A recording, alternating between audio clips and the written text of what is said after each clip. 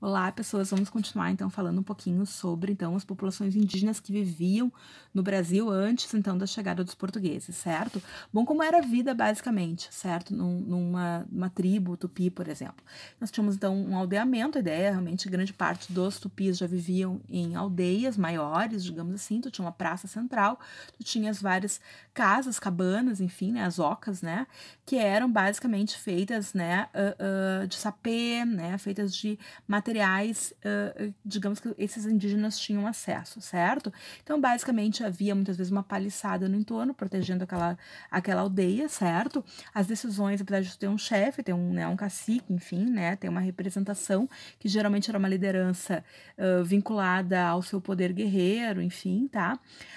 Tu também, a maior parte das decisões eram feitas de forma conjunta, eram consultados os anciãos, né, do grupo, da aldeia, né, para essa situação. Né, as tribos indígenas encontradas aqui, todas eram ágrafas, tá? Então elas não tinham esse registro, a questão da oralidade, né? E aqueles que eram, digamos assim, os portadores da memória, oficiais da memória, eram bastante considerados na aldeia, certo? Então todo mundo trabalhava, havia algumas divisões vinculadas às questões de gênero, certo? Ou seja, algumas atividades que eram mais vinculadas ao masculino e outras vinculadas às mulheres, certo? Bom, então basicamente os homens adultos tinham, então, né, eram eles que guerreavam, que pescavam, certo? Que preparavam a terra, que caçavam, enfim, tá? Que faziam, então, a coivara, que era aquela limpeza para o plantio, limpeza da terra, enfim, né? Que derrubavam árvores, enfim, para fazer o plantio, que era aquela coivara, era aquela queimada, né? Para poder plantar. Eles fabricavam, então, grande parte das canoas, né, dos arco e flecha, enfim, eram essas atividades que eles faziam, certo? As mulheres já eram responsáveis, então, pela maior parte das tarefas agrícolas, pelo plantio e pela colheita, certo? E faziam também cerâmicos, produtos artesanais, né, os ornamentos, grande parte dos ornamentos, e também redes, enfim, cestaria, né, que era algo bastante, digamos assim, importante, né, na sociedade indígena, tá? Mas tínhamos outros grupos, além dos tupis, né? Que, nós tínhamos também os tapuias, digamos, que eram, na língua tupi, eram todos aqueles que tinham uma língua estranha, ou seja, que não eram tupi-guarani, que não tinham essa vertente, tá?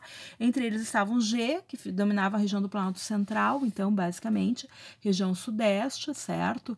Então, os Gs eram, então, um pouco diferentes, digamos assim, tinham uma língua diferente e até aspectos, talvez, um pouco diferentes. Grande parte do que a gente tem registros da população indígena, principalmente de imagens, mais tarde, né, no século XVII, principalmente, que vem, então, pintores, enfim, né, da Europa para fazem esse registro todo, né, desses grupos indígenas, certo?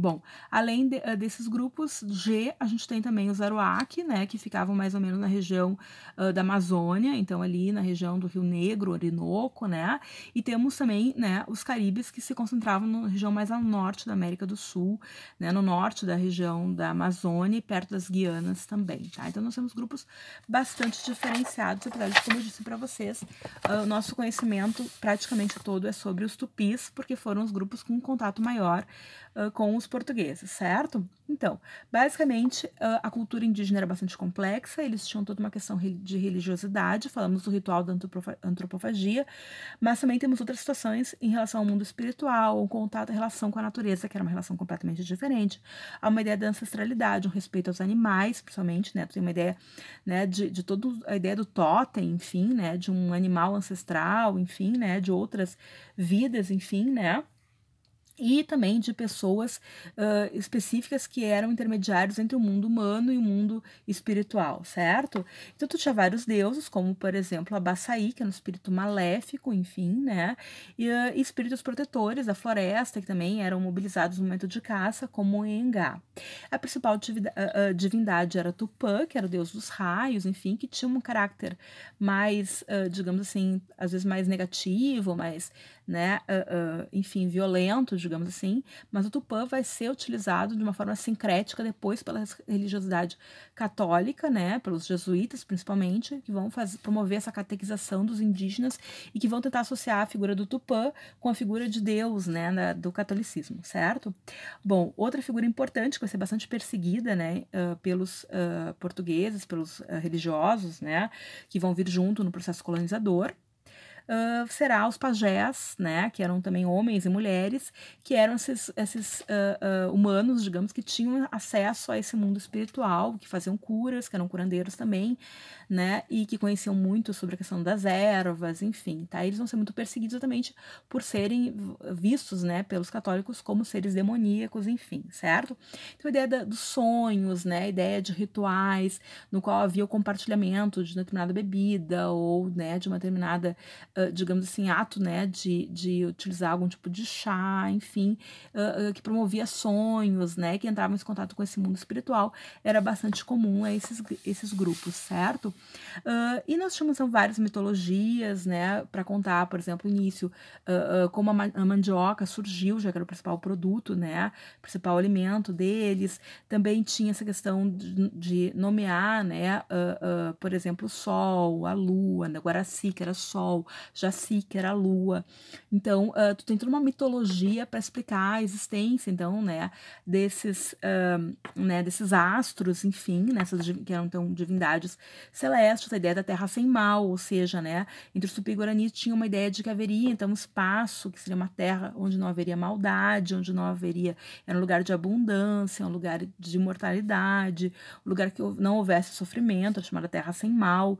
Então uma série de, digamos assim, né, pensamentos e mitologias bastante ricas, tá, em relação aos indígenas. Fora a questão da arte, então eles tinham uma série de ornamentos, né, como cocares, colares, uso de bodoques, né, que é aquelas madeiras que vão ser colocadas muitas vezes na boca, né, na orelha, enfim, né, são enfeites, são artigos que muitas vezes demonstram que espaço, ou que família, ou que grupo, né, que clã você pertence, né, então uma ideia mais horizontal também, né, havia algumas hierarquias, mas as hierarquias elas não eram tão pronunciadas como vão ser depois encontradas em sociedades no qual o Estado já é formado e predominante, certo? Então, basicamente, nós tínhamos então, os botoques, nós tínhamos, né, a utilização então muito de madeiras, de rochas, de ossos, enfim, né, que eram utilizados também, tiaras, brincos, né, então ornamentos como cocares com penas coloridas, enfim, tá? Era uma coisa bastante interessante. A pintura corporal também, então usando corantes vegetais, né, corantes minerais, eles pintavam o corpo, né, muitas vezes com as principais cores, que eram as mais acessíveis, era preto, branco ou o vermelho, e claro, as formas geométricas ou a maneira, ela tinha uma, com que se pintava, né, se pintava o rosto, se pintava o corpo, né, as formas que eram utilizadas, elas significavam sua identidade, sua posição naquela sociedade a que grupo você pertencia, certo? Então também tinha toda uma ritualística nessa situação, tá? Também tinha pinturas muitas vezes que lembravam um tipo de animal, enfim, né, que estava vinculado àquele clã ou à sua ancestralidade, certo? Então era uma arte bastante importante em relação principalmente também à cerâmica, que eram utensílios do cotidiano. Nós encontramos também cerâmicas de bonecas, de deuses, enfim, né, de representações diferenciadas, certo? Também instrumentos musicais, nós temos vários instrumentos como chocalhos, né, como guizos, como flautas, como, né, enfim, algum tipo de tambor, enfim, né, de berrantes, claro, né, também, certo, realizados. Então tu tinha uma série de produções que eram utilizadas, a música era muito importante, essa musicalidade utilizada em festas e outras ritualísticas que eu já falei para vocês, tá?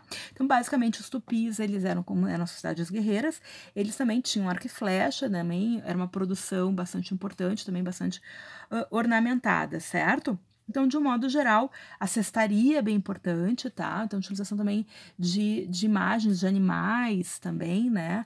Que eles caçavam, que representavam algum tipo de situação da sua ancestralidade, né? Ou de divindades, enfim, associados àqueles objetos, também eram produzidos, e até hoje, né? Se a gente for pensar, são produzidos, ele tem toda uma história, tem toda uma simbologia, a forma de produção, as etapas de produção também conduzem a determinados momentos específicos, certo? Há toda uma configuração para ser feito, uma ritualística, né? Que tem que ser respeitada para produzir aquele determinado objeto. Então, todo objeto ele tem um significado, digamos assim, né? Todas as etapas de produção. Certo? Então, basicamente, pessoas, em relação à população indígena antes, né, É uma questão muito complexa, é uma questão muito nova também, certo? Nós tivemos aí uma lei, deve ter uma lei que obrigasse, digamos assim, a gente a trabalhar com a história indígena, é um absurdo, mas enfim. O fato é que ainda há muito desconhecimento por parte, inclusive, dos professores de história, certo? Eu não tive nenhuma disciplina de história indígena na minha faculdade, então tudo é uma coisa que a gente tem que ir estudando, tem que se apropriando, mas que é fundamental a gente trabalhar, afinal de contas, a contribuição indígena para a nossa história enquanto país, enquanto Brasil, ela é fundamental e é necessário que a gente valorize e que a gente conheça e reconheça essa contribuição, certo? Começaremos nos próximos encontros a falar um pouquinho sobre, então, o processo de invasão, conquista e colonização do Brasil, certo? Então tá bom, gente, se cuidem, continuem se cuidando, tá? Até!